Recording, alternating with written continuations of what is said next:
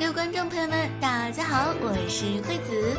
说起火箭队的代表宝可梦，除了喵喵，那自然就是我们的果仁翁了。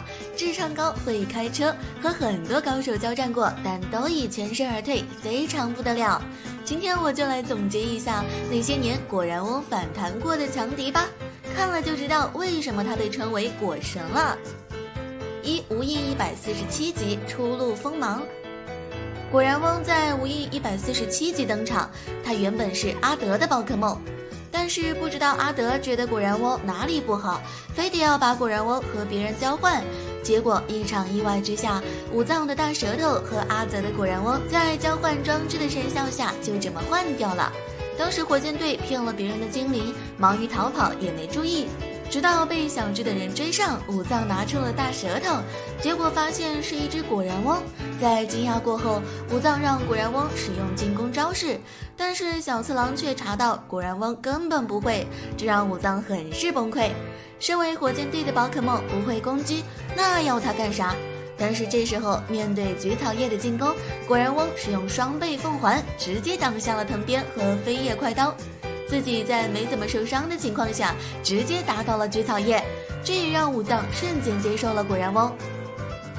无印190集反弹极冻鸟。因为阿彻想要拍到极冻鸟的照片，小智一行人便来到白雪山寻找极冻鸟。最终找到后，火箭队突然出现，想要抓走极冻鸟，双方立刻开始交战。面对极冻鸟的极冻光线，果仁翁完全不再怕的，直接用镜面反射将极冻光线反弹回去。不过因为巨大的雪崩导致众人被冲散，这也是果仁翁第一次反弹神兽。剧场版反弹奇拉蒂娜。在光环的超魔神胡帕剧场版中，大胡帕召唤出帕鲁奇亚、蒂亚卢卡、奇拉蒂娜等一级神，想要吞并掉小胡帕，取而代之。小胡帕有着小智等人的帮助，自然也不虚，召唤出了拉蒂欧斯、拉蒂亚斯和裂空座迎战。这本来是一场不公平的对战，但是大胡帕似乎无法掌控这么多的一级神。其中蒂亚卢卡全程掉线没有参战，而奇拉蒂娜不小心将技能打到了火箭队这边。果仁翁这一次又发威了，使出了镜面反射反弹了影子球，虽然看起来有些艰难，但还是成功了。XY63集 With 宝可梦猎人。这一集开头，火箭队被小智的人打飞，果仁翁和武藏又意外和小次郎喵喵分开，武藏被怀特一声救起，果仁翁也喜欢上了怀特的果仁翁。后来小次郎和喵喵找来，发现武藏和果仁翁十分幸福，想要离开，可是却碰到了宝可梦猎人，喵喵被抓走了。武藏赶紧去帮忙，但没有让果仁翁跟来。宝可梦猎人实力非常强大，他的超铁暴龙一击打败了小智的皮卡丘，区火箭队又怎么是对手呢？这关键时候还是果神赶了过来，正面双倍奉还了超铁暴龙的岩石炮。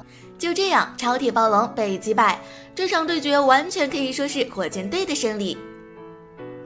皮卡丘。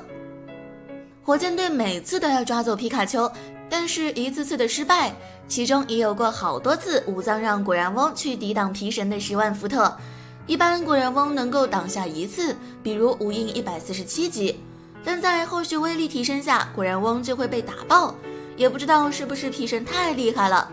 不过武藏不是经常使用果仁翁，可能并不想让其经常受伤，或者单纯的编剧不让他用，不然很多时候果仁翁出马就解决了，一些剧情可能也没法展现。